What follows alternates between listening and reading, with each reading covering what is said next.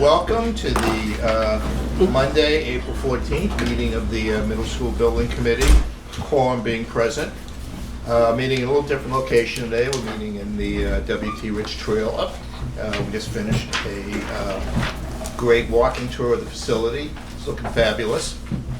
So, with that, and a quorum being present. Anyone here from the public who wishes to speak? Anybody online? I just want to note, we do have Tony Mizuko. Okay. Tony is here. Because our town engineer and DPW director, Mark Ryan, is here, why don't we take a couple of things out of order, and particularly the retaining wall and the my mind was blank. The retaining wall and the guardrail on back, as well as the parking lot. So, Sure. let's get the ball rolling.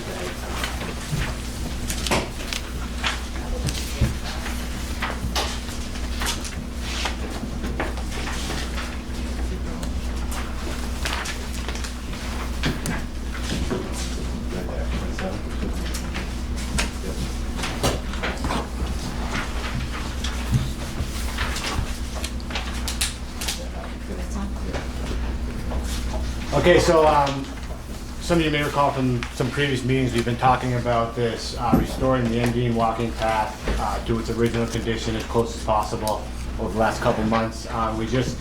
This slide here represents the options we looked at, the five different colored lines here.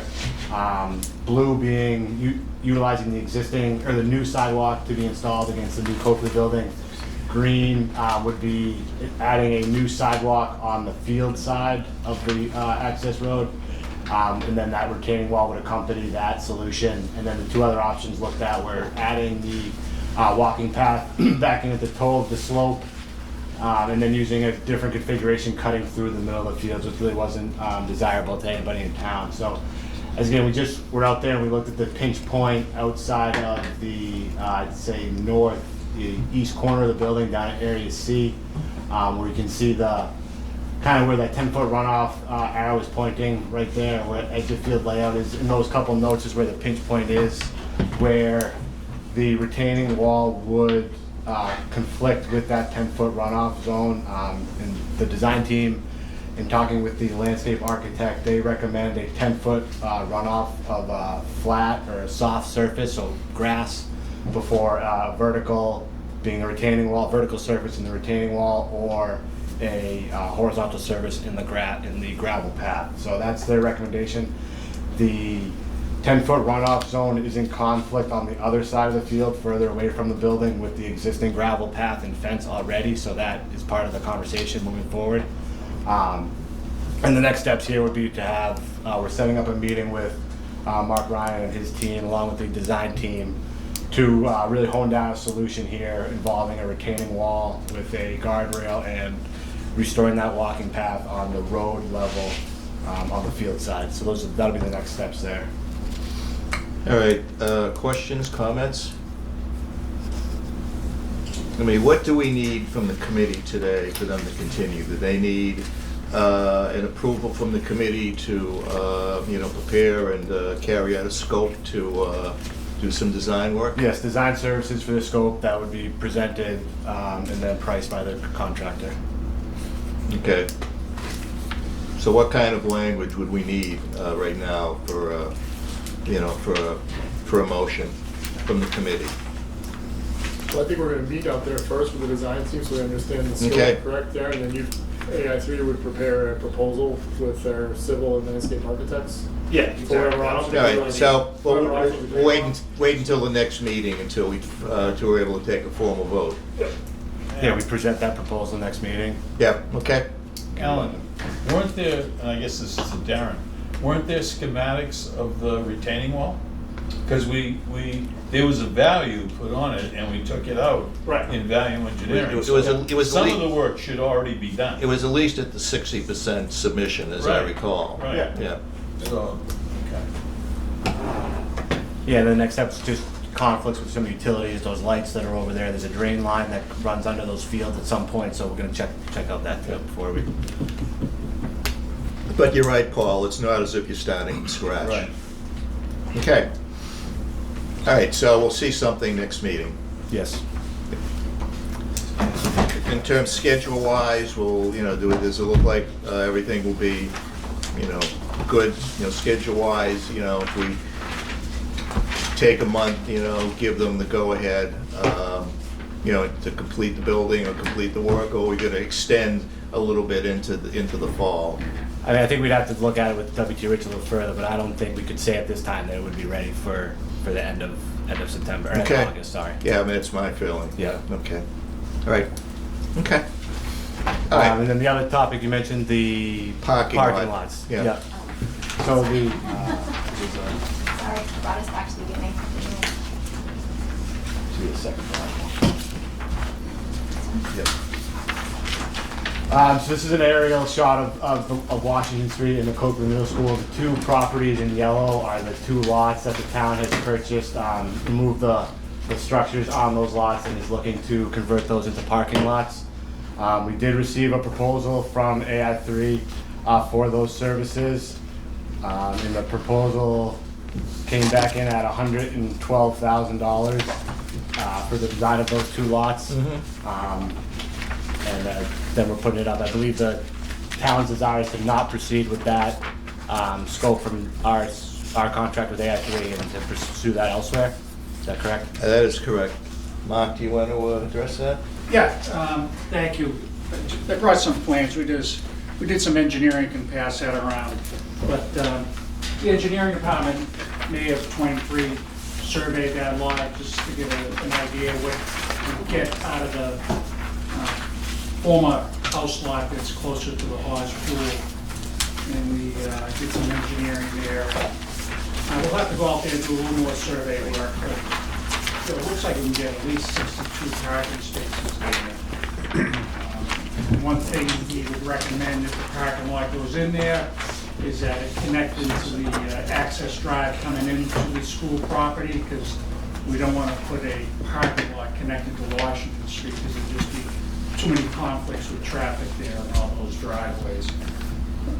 Engineering, we prefer, talking with Tony Mazzoco and my staff, we can engineer this, we can put bids, plans and specs together, supervise the project, get it built, and I think that's the recommendation we'd like to support on that.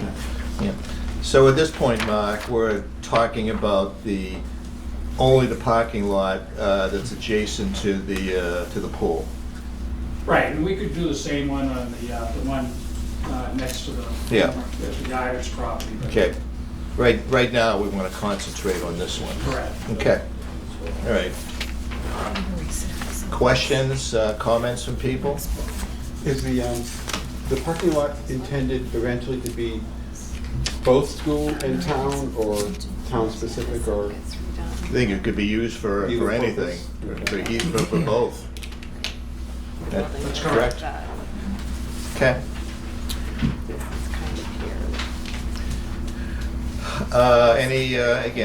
Any questions, any comments?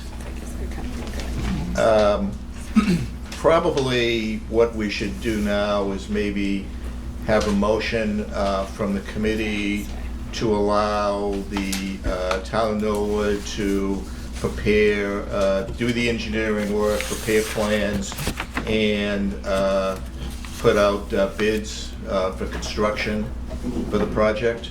That's a parking lot, the former SAD property. That fair to say, Mark? Yeah, it's just, I just want to make it clear that, this, probably couldn't get this built this Yeah. summer. Because you're going to be utilizing that lot, I would think, during the demo period, Likely. right? So Yeah. we'd have to wait for that to be all done. And then- We should be done with that lot from a construction perspective this what'd we say, Alex, June, mid-June. Yeah. We have, as long as we can still have the other lot, the other temp lot, and some of the temporary parking we've been working through with Margot. Our manpower should downsize this summer, so for demo, we should be good with just those lots. So Okay. frees up from our perspective, because that was the reason. Right? All right, And just so everyone knows, from construction, we'll be doing the tennis courts over come fall too. We'll be accessing through that gravel parking lot. okay. And you'll be coordinating with W.T. Rich during the construction? Absolutely. Good, okay. Good, okay. Do we have a motion? I'll make a motion, Mr. Chair, to allow the town of Norwood Engineering to prepare engineering plans for use for bids for construction of the parking lot. So noted on the plan. Do we have a second? Second. Motion made and seconded. Any further discussion? Hearing none. Let's take a roll call. Tony still on? Yeah. Matt Lane, Yes. Paul Riccardi, Yes. Bob Donnelly, Yes. Tim Luff, Yes. Tony Mizuko, Yes. Diane Ferrera, Yes. Margot Frizek, Yes. Gary Pelletier, Yes. and Chairman votes yes, so that's unanimous. Again, thank you very much. I didn't miss anyone, did I? Good, okay. All right. Anything else you have? All set. Yeah? Thanks, everyone. Thank you. Building looks great. Nice job. Thanks, Mark. All right, let's get back on the agenda if we could. Approval of minutes of the March 10th meeting. Move for approval. Second. Made and seconded. Discussion, seeing none. Again, a roll call vote. Matt Lane, Yes. Paul Riccardi, Yes. Bob Donnelly, Yes. Tim Luff, Yes.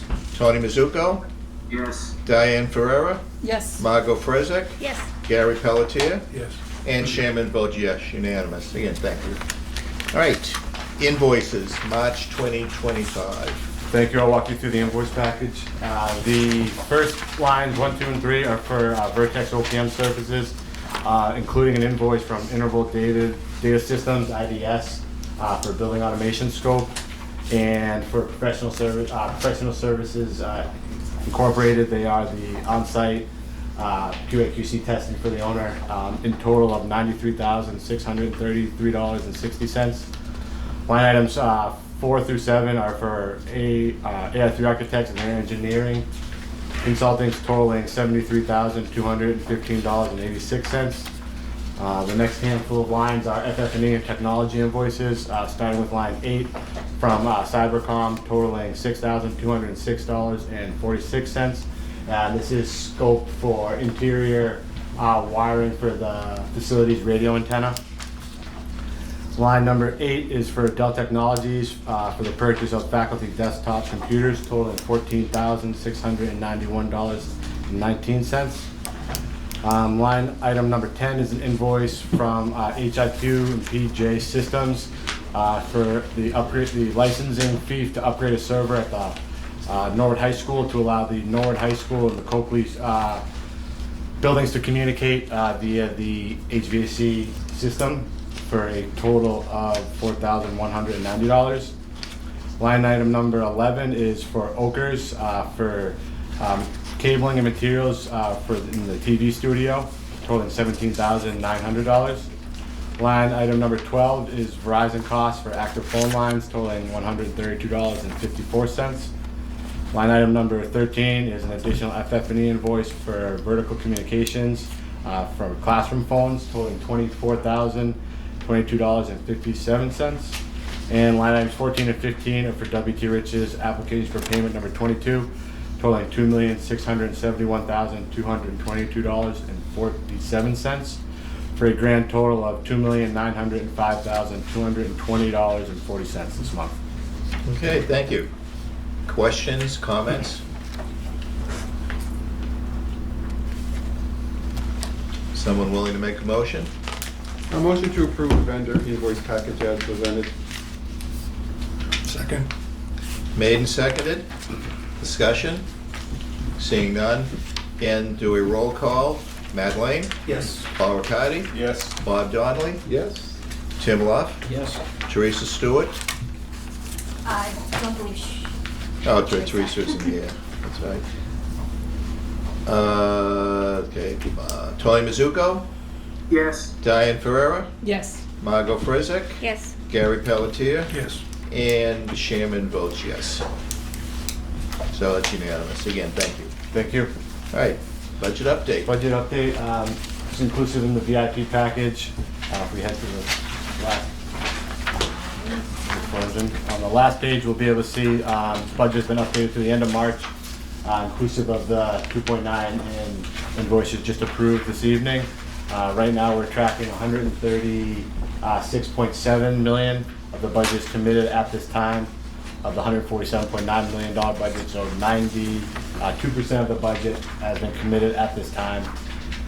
And then column J will track, will show 105 million has been spent to date, so that's 74% of the committed funds. And we're still tracking 11.1 million uncommitted at this time. You cannot see that on the screen, it's being blocked. And into the MSBA reimbursement. MSBA has reimbursed, reimbursement request number 41, reimbursement request number 40. Number 41 has been submitted to the MSBA.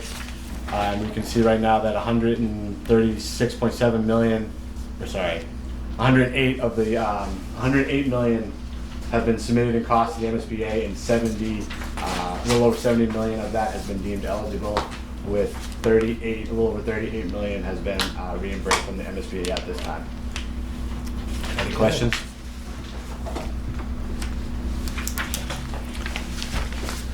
And then just continuing with our progress photos, we don't need to spend too much time on these as we just saw them, but we can see on the screen the auditorium seating and stage,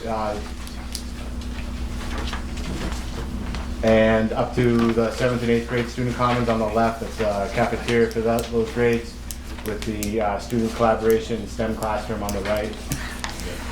And the band room on the left, down on the first floor, and a typical science classroom. It's an 8th grade science classroom up on the 4th floor. For activity this month, installation of the exterior facade panels has been completed. The auditorium seating, as we mentioned, completed. Gymnasium floor has been completed. The ceiling tiles on the 2nd floor were completed. Casework installation throughout has been completed. Elevator phone lines were made operational, so we can test those this month. Water heaters started up and have been completed, and then interior finishes we're gauging about 90% complete. Also this month we did have a dumpster fire on site about 2 weeks ago. Overnight there was deemed improper disposal of some rags from finishing the gym floor. We're putting in an improper container which combusted overnight and sparked a fire in the dumpster, which was put out by Nord Fire. Thank you very much for your assistance there from that team. No impact to the project from schedule, cost, finishes, no damage to the project there. WT Rich did have some safety stand downs the next day and updated their kind of safety protocol moving forward. But Bethany can talk us through that a little bit more. Yeah, what Luke said is accurate.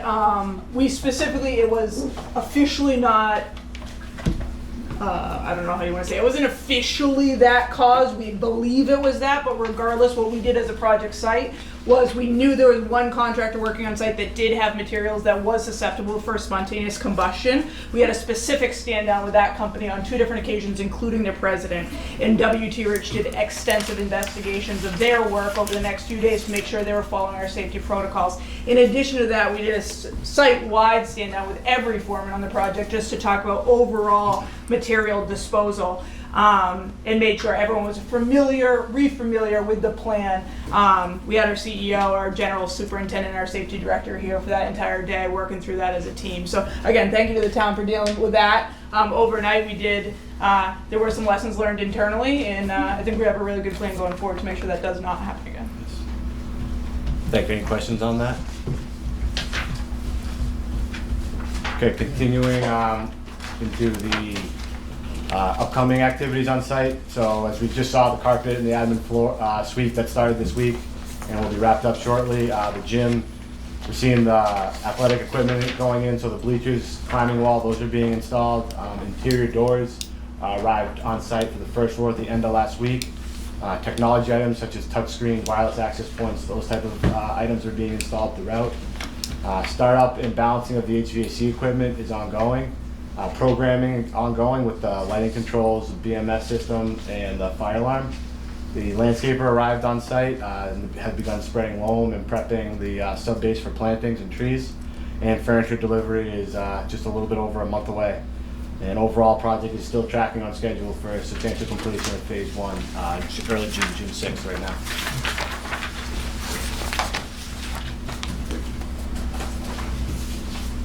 Which is kind of high-level schedule update tracking here. So a couple of the major items that were completed last month is the main MDF room that is up and operational, which is allowing these building systems to start talking to each other for testing and commissioning here.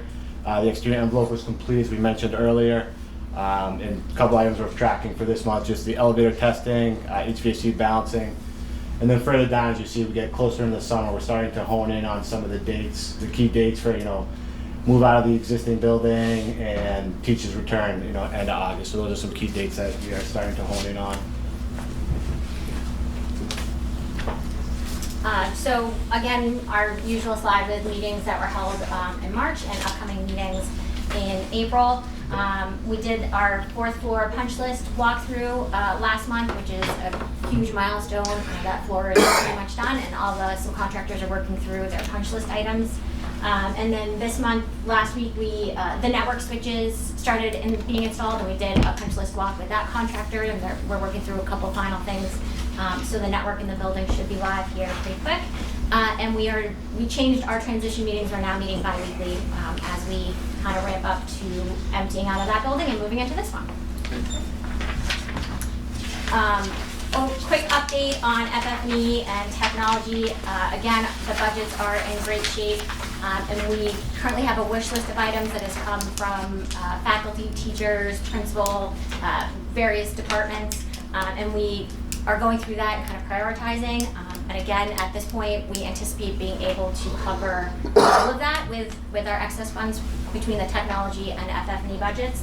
And then transition update, we met with the school committee last week.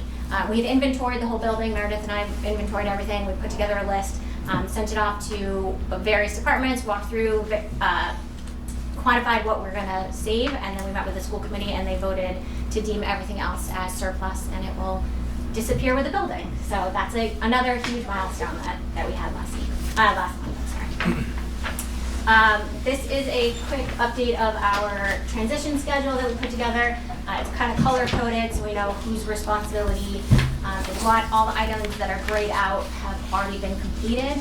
And this is just kind of keep everyone on track so that everyone knows, when they're expected to be doing their work between the technology department, construction team, the schools. So just keeps everybody aware of what's happening on site. Any questions? So we do have some technology purchase orders for approval this evening. The first one we have is for the Dell desktop computers for the computer lab, totaling $54,723. We went out to 3 vendors. We ended up getting one quote for $54,000, which is under budget. We have another one from HIQ for the 5th grade Chromebook charging stations, which again came in under budget, and we are recommending going with HIQ as they were the less expensive price. We have PLTW for microbits for the STEM classroom for $26,850. And then a change order to Oakers. When we met with them on site and we did a walk, we added one more cable termination that they wanted to add. So that is a change order for that. So total of all the new technology POs is $110,608. And any questions?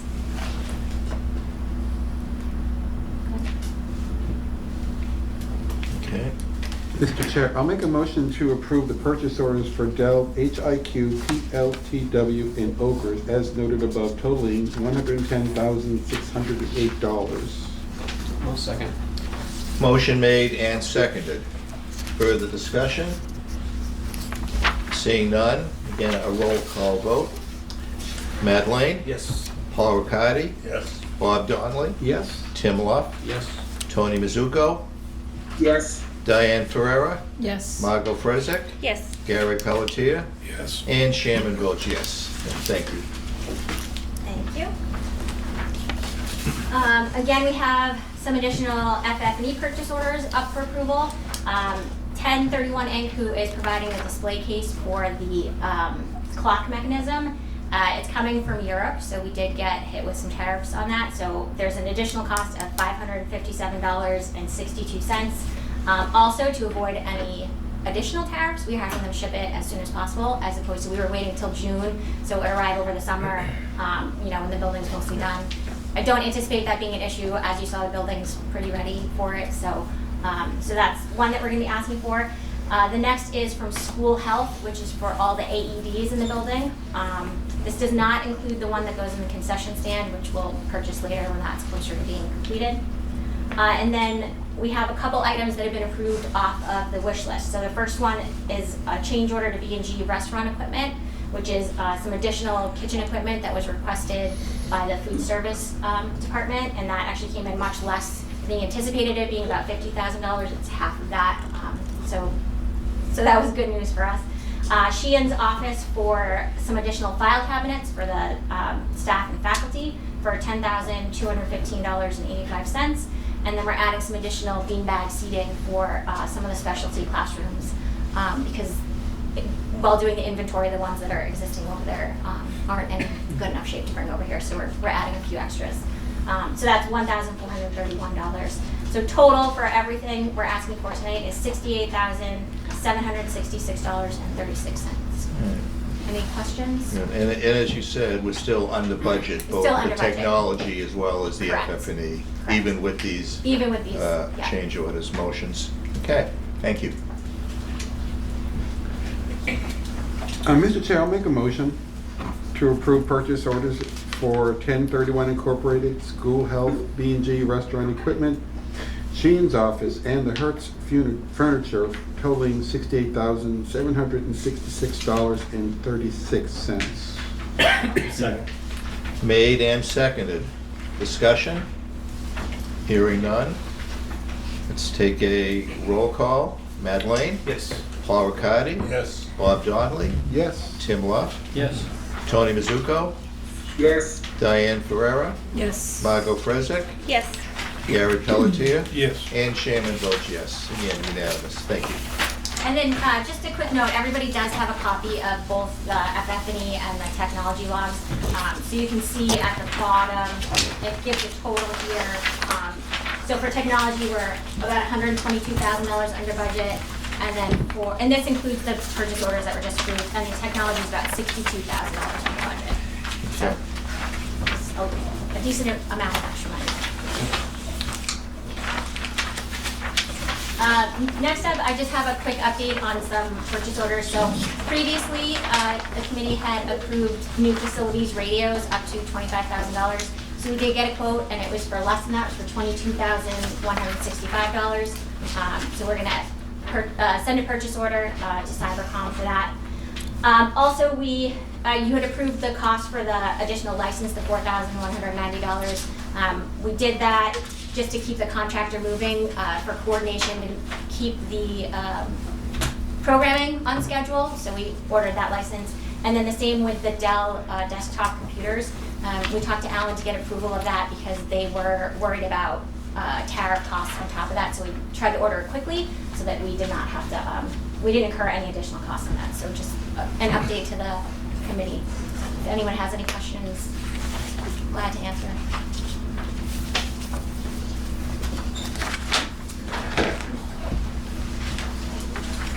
Next topic is a vote for additional services of IDS. So IDS, Interval Data Systems, is a consultant on the owner side on the commissioning scope. They work solely on the building automation software, which is the software that controls, the heating, the lighting, incorporates everything together. So it's what their scope is mainly is about energy efficiency and performance of the building as compared to the design. So they track the software behind the scenes. And they just look for tweaks and tweaks that can be made up to the software and to help support the performance of the building. So, for example, lights turn on too early in the morning, or the heat starts up too early, and the building gets warm before faculty's in the school or something like that. They work to adjust that. So they're already working on the commissioning scope right now, and this proposal is to extend their scope for 2 years, through the end of 2027, to again monitor the building and try and come up with any improvements that could be made during the warranty phase while the subcontractors are still under warranty for their systems in the building.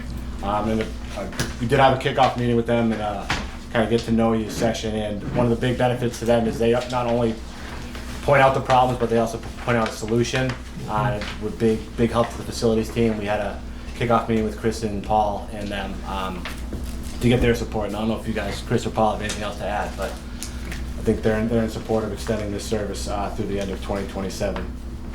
For the ongoing, on the next slide, we have the IDS warranty support services scope through the end of 2026, and then the ongoing monitoring for 2027 for a grand total of $82,500. Is that pretty standard for any new buildings? Yeah, the monitoring during commissioning, definitely. The post-commissioning services, we're seeing more and more now on projects. Yeah, and the shaking out of this building Yeah, is gonna be huge during the first year of operation. so it's worth it to Plus, have all so this. it's worth it to have an independent party tracking you and telling you what's wrong, Right. and telling the vendor what's wrong. And finding it in the first year Yeah. before the warranties are Seems like a good expired. investment. Right. And even if stuff isn't wrong, we also look at optimizing the performance of hitting your energy targets and where you can save money. We just did this in Westwood where kind of what Luke mentioned is that they looked at ways of staggering equipment startups in the kitchen, lighting cycles and everything to drive that energy cost down as much as possible. Everything was working correctly. Yeah. But to maximize and optimize the performance, that's really what we're doing. That sounds great. Yep. With weekends and sporting events, things like that, and the one-off stuff. And then again, Paul, Chris, you good with this? Yeah. Okay, good. Okay. Good news. Mr. Chair, I'll make a motion Okay. to approve You. the additional services from IDS totaling $82,500. Second. Motion made and seconded. Any further discussion? Hearing none.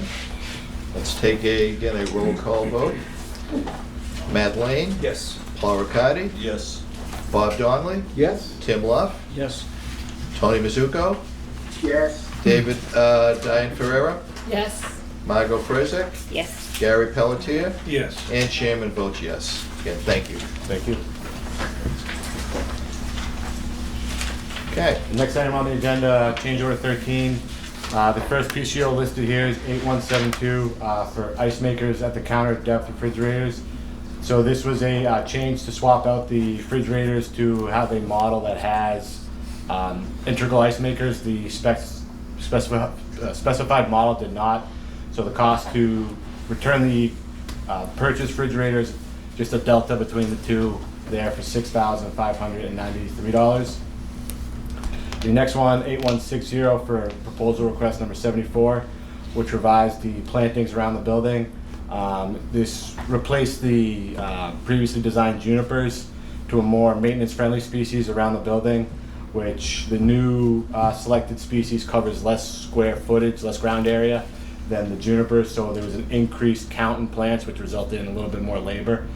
There was also a handful of trees and plantings added around the two loading docks at either end of the building for screening to bring this total change to $46,373. And then below the line, there are 3 change orders listed at no cost that were funded from accounts inside the project. The first one for the PV site configurations. This is the site work portion, the excavation portion only for the relocating the power running through the parking lot behind us to below grade, and that was the portion that was under the parking lot done last summer, and this remaining portion was the section that was done inside the site in the last couple months. The next one, 8147, removed a sprinkler line from one of the electrical rooms on the 4th floor, and also increase the rating of that room to be a 2-hour rated room by revising the drywall assembly on that, on one of the walls in that room. And finally, 8169, flip the swing of the door into 3 electric rooms listed here, one on the first, second, and third floor. The contract documents called for the doors to swing into the rooms, but based on the equipment and the voltage in those rooms, it was required for those doors to swing out, so that was the switch there. Grand total for change order 19, $52,966. If anyone has any questions? What was the original budget for the plantings? How much of an increase is this? I don't have the planting number off the top of my head, but I can get back to you on that one. Okay, questions? Mr. Chair, I make a motion to approve W.T. Rich change order number 19 in the amount of $52,966. Second. Made and seconded. Further discussion? Hearing none. A roll call vote. Matt Lane? Yes. Paul Riccardi? Yes. Bob Donnelly? Yes? Tim Luff? Yes. Tony Mizuko? yes, Diane Ferrera? Yes. Margot Prezek? Yes. Gary Pelletier? Yes. And Chairman votes yes, unanimous. Again, Thank thank you. you. Next is a summary of the open potential change orders. You have the full log printed out for you here. This is just, again, the summary on the back end of that. We're still tracking just over 1.5% of the total project budget against approved change orders. This does include change order 19 in the pending column in the blue, that 372,000 number, and then the 1.4 million inclusive of change order 18 for total change orders on the project to date.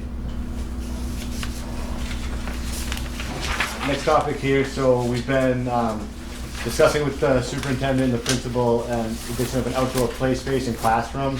So we've broken it up into 2 topics, the outdoor play space, which has developed from a half-court basketball to maybe a little bit larger than half-court, but roughly that size, to include, again, basketball, and then like a triple or one of those 4-shot hoops at the other end, with some sensory spaces, hopscotch, foursquare, mazes, and paths. Painted on the court, and again, the line painting is included. So we've gotten a price out of W.T. Rich, the rough order of magnitude of about $30,000 for the 2,471 square foot. That's the rough size of a half-court basketball court. For that scope, the design team has provided us a proposal for additional services to complete this design in the total of $30,644.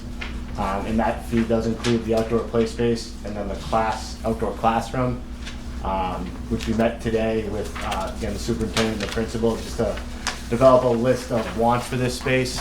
So right now it's shaping up to be, an outdoor learning area with a mix of some hard seating with tables, covered by shade, some sort of a sail to protect from sun, not weather tight, more just sun and shade, some raised garden beds, potential for a connection to outdoor heaters, whether they're mobile propane heaters or more electric plug-in heaters, and then some more of like a reading circle, more of a rougher space with some logs and things like that in a semicircle amphitheater setup. And then, again, the next step here would be for AI3's additional services for $30,644 to have them develop a design of these spaces to review with this group, and then also for W.T. Rich to price. Alright, so all we're doing now, if we approve this, is just developing a design. Correct. Okay. So, I mean, is that design necessarily going to include all these things we talked about? I would assume. That's the intent, yes. Yeah. Yep. Okay. I mean, do 5th graders do hopscotch? You can hopscotch at any age. They throw Maybe rocks. not at my age. No, you can. Okay, all right. So what's the number again? $30,644. $30,644. Yes. Okay. So that's inclusive of the outdoor learning space and the Play space Does and learning space, yes. Mr. Chairman, Yeah, I would assume that, unlike the parking lot, this is something that we really couldn't design in-house. correct. Because of the specificity? Yeah, Yep. yeah. And then the other fields will still be used by families. Like Yeah. it's not just- Okay. All right. So if we run through the list, just to narrow down the ask, I think the rounded area with the stage, I think in discussions with the group this morning, it's not more of a stage, it's more of a rounded area with a focused point for a presentation, right? Not a built-up stage or It's slope not like seating. one of those Roman amphitheaters. Correct, No, okay. correct. And then the semicircle kind of seating area, again, same thing, just more of seating on the same level with the viewing area of a presentation type Yeah. situation. Again, the reading circle, that kind of blends in together. Maybe those two end up being one and the same. We'll see how that design comes in. The seating with integral writing surface, that would be some benches and tables on the, I think we're calling it the peanut-shaped pad out there. Again, so have some hard seating there and then some softer seating. Green space would just be some plantings around the area, some native trees. We talked about some raised garden beds for student plantings and gardening and things like that. And then again, we'll review with the building department facilities and fire department on the outdoor heaters, whether propane or electric is feasible in that area, but some options like that. Okay.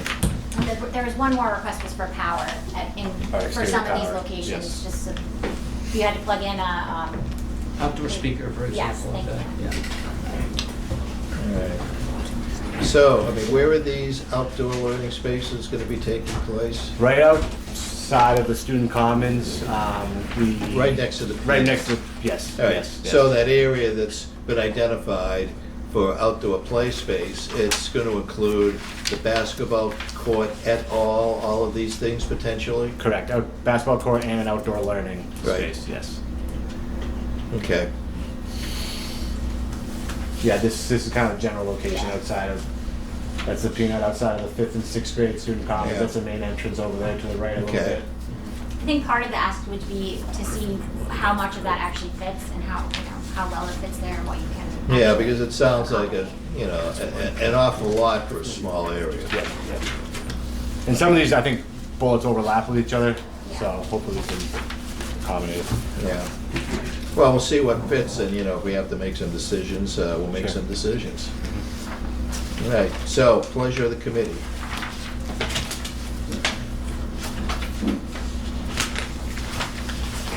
So we need a motion just to pursue the design fee? Yes, quote? yes. I'll make a motion to pursue the design fee quote. Second. Made and seconded, discussion? Seeing none? By the way, what's the schedule to do this? Do we have one? Sorry, we do not have one at this time. I think it would be tight to get it done for the summer, but we'll review that once we get the design, and we can update the group next meeting. I mean, could it possibly be, if it can't be done for the summer, could it be done concurrently with the turf field? Yeah, I think that would be the attempt, yes. Okay. Yeah.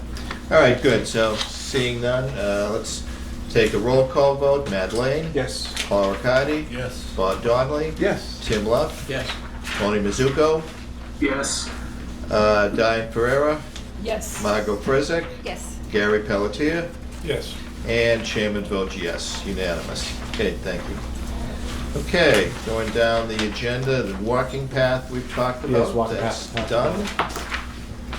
Roof screens. Roof screens. So up on the screen here, we have a proposal from AI3, the architect, to develop a design of new roof screens on the roof to encapsulate the mechanical equipment on the roof already in the total of $138,368. And Darren from AI3 is here, he could talk us through this a little bit. Yeah, this is based on, we met, it goes back in the fall, walked the site, came up with a schematic plan, includes about 475, 76 linear feet, I think, of roof screens for the upper level. And based on that, we made a best attempt at trying to summarize the design fees that would be associated with with adding those roof screens. Obviously, the structure is the most important, or most heavy because of all the added steel that needs to be designed and brought into this. The Griffith and Berry is a not to exceed because it's really unknown until we get into it how much we really need them involved. But they said, hey, we'll do it at a not to exceed, we'll just bill you on T&M. Time and materials, yeah. And materials, yeah, just depending on if they get called to a meeting, if they get called to the site, let's take a look at this, once we really get into it. And even during construction too, with WT Rich, if we need them to participate. All right, in terms of the design, is it foregone conclusion that it's going to be, roof screen, linear feet, 473 linear feet of roof screen, or will there be other things you may be looking at? The design is based on traditional roof screen, roof louvers, like we have on the lower levels right now. Mm-hmm. And I know there was a point in time when there was some investigation with looking at some self-supporting roof screens. We got some costs from WT Rich on those. And so we do have some preliminary pricing, but again, all those costs came back indicating that we needed to tie back to the structure. So without going into a full-blown design to get actual pricing, we were asked to put together a design proposal to put the roof screens on. All right. Brian, Luke, any questions, comments? No, I mean, this was the path to design it as originally laid out. I think the community can decide if we want AI3 to investigate other potential options. But this was their proposal for doing the as presented package. Okay. January.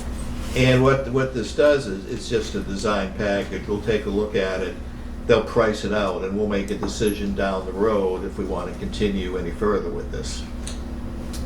Yeah, I think the discussion was to price out or design that solution so it could be bid, if I'm not mistaken, and have it competitively bid to get a number out. Yeah, but I mean, just give us an estimate so we could decide whether we want to proceed any further. Yeah. You could estimate the design for sure. Yeah, okay.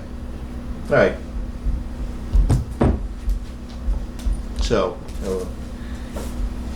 anything further? Darren? Nope. Okay.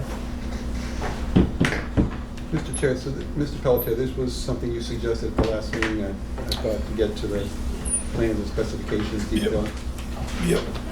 I'm just, my only question would be, because these were represented on early versions of drawings, is there that much work to be done to design them? It strikes me as it's a very high price for a design that I would think would be partially already done. But I'm not an architect. Yeah, these were never included on any. I went back and looked at all the submissions that were made, nothing on schematic. Even schematic doesn't even show any mechanical because mechanical wasn't designed at that point in time. But moving forward into, DD, 60% CD, 90% CD, 100%. We never had screens at the upper level, but we always showed the mechanical units. So they were never included in the design throughout all the different submissions that we made and presentations that we made. But the structure is no. The roof structure is 100% no. The roof structure is 100%, but if we have to add the roof screens, they need to tie down to some sort of structure. If we don't have a beam directly underneath where the screen's going to go, then we may have to add structure to accommodate that. That's what the design teams are for, to investigate that. It may end up being, we'll slide a screen this way or that way to hit structure if we can. In some cases, we don't know yet without really digging into it. And same with mechanical, we may have to move some things around because of what's going on underneath with all the mechanical trades that are already up in the ceiling of those areas. The one problem I have with this is we showed the town all the renderings had screens. And somewhere along the line, somebody who wasn't this committee made a decision to eliminate the screens or not go forward with it. And now we're gonna pay a premium, not only to design the screens, but to put them back in, because we're talking about going into a finished building Yeah, and messing around with the ceiling. yeah, yeah, okay. All right, And the timing on this, you know, it probably would happen next summer. It's not, yeah, you know, you don't wanna do this work when there are people in there, I don't think.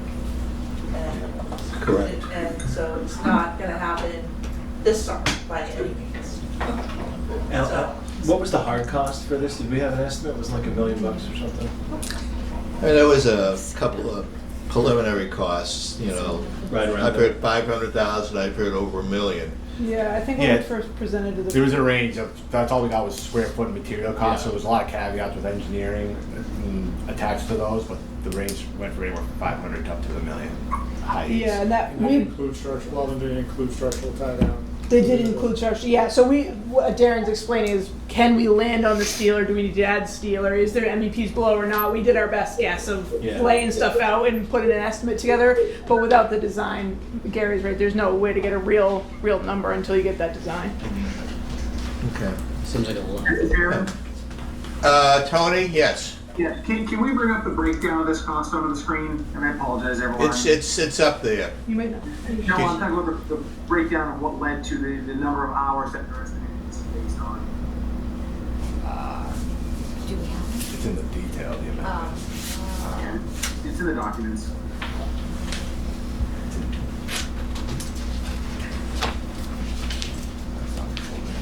I think I asked this before, it doesn't extend the life of the mechanical stuff, right? It's just mostly. No, in some cases, aesthetic. it's dual functional because it provides guard for some of the equipment that's close to the roof edge. And it doesn't compromise like a warranty or anything on any of the? Not on the equipment, no, it doesn't affect it. The talk was that if it was mounted to the equipment or to the Right. the structure directly that the equipment's sitting on, it could void the warranty. Yeah, that was WT Rich back, I forget when it was originally presented, that was one of the options, that was the only one that didn't require official structural steel support. They'd have to go to the equipment and it would void the warranty, and then we'd have to confirm from a design team perspective that the equipment can handle that wind load. So that was the only standalone option. It's a nice planters. Good enough is for paint. It's very The slides are I could throw children. Well, mine was second page, isn't it? Yeah, just a breakdown of services, like It's like a scope fee, and services. Yeah. breakdown services and fees. All right, that what you were looking for, Tony? Well, I guess so. How many hours is the design based on? I don't know exactly how many hours structure and G&B provided their estimate for. I can get that for you if you like. And I know the architectural hours are right around a little less than 200 hours. And everyone's certain that this actually requires that much design for roof screening? I'm not. Well, so at least one person agrees with me. I need something more than this. I need a breakdown of the hours and the estimates. I hope to think we're not just taking 10% of a project cost and assuming that's the cost to design it. But $138,000 to design 400 linear feet of roof screening just doesn't sit right with me. Not any way from here to Sunday. So I recommend we table this until we have more information or more discussion on it. And I recognize I win the award for the worst attendance at the middle school building committee meetings, and as I said, I'm coming to you all the way from town hall. But honestly, $38,000 for design and roof screening, it doesn't pass the smell test for me. Okay. So is the vote of the committee to table this until the next meeting? I'll make that motion. Yeah, I think that makes sense. I would second it. Okay. Motion to table has been made and seconded, which Darren will provide some additional documentation. Yeah, we get that from all the consultants and we'll provide ours as well. Okay. No further comments. Take a vote of the committee. Matt Lane. Yes. Paul Riccardi. Yes. Bob Donnelly. Yes? Tim Luff. Yes. Tony Mizuko. Yes. Diane Ferrera. Yes. Margot Frizek. Yes. Gary Pelletier. Yes. And chairman votes yes. So vote to table that until the next meeting. All right. Thank you. Should be the end. I think one more item on the agenda, just update on previously discussed. Just retracting here, a ribbon cutting ceremony, which we are discussing with our transition group right now. We'll bring details to this group as they develop. And we already discussed the Washington Street parking lots. And just tracking the dates for our next two meetings, May 12th and June 9th, both for Savage Center, 4:30 meeting time. So the second Tuesdays, continuing with that trend, or second Monday, continuing with that trend. Mr. Chair, just that, would it be possible to consider an earlier start on the 12th meeting, given that that is the first town meeting date, Yeah. which would give it 5:30? 4 o'clock would work for me. I think we meet at 4 o'clock, that would, and end by 5, that would give members enough time to do what they need to do to get up to high school for town meeting. Don't want to be late for Madam Moderator, so I think that's a good suggestion. Will do. No problem. Thank you. All right. Take motion to adjourn? So moved. Second. Made, seconded, just do a voice vote, all in favor? Opposed, unanimous. Thank you.